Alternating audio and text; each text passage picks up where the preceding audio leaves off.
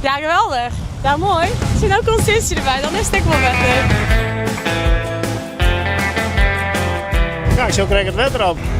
Dus we zullen even knallen. Ja, eigenlijk hoeft ze net heel sterk van te wezen. Iedereen kent wel aan. Gewoon het avontuur, de kick op het wetter, de loft inspringen. Ja, gewoon ontspanning. Als ik hem gewoon een beetje hier hoor, dan kijk mooi even stil, rustig praten met je, no? Als de trooie vlieger de loft in lusten, dat is echt een geweldig gevoel. En ja, soms aan het zweltje zo de vogels maar niet mooi vliegen. Dat is echt heerlijk. Ben je bang dat het voetvleerst of zo, maar dan kan je het maar de loft in? Soms wel, ja. Maar dat leidt ook gewoon om je eigen skills, hè? En is dat eens misgegaan, over de kop gegaan? Of... Oh ja, joh, zat vaak.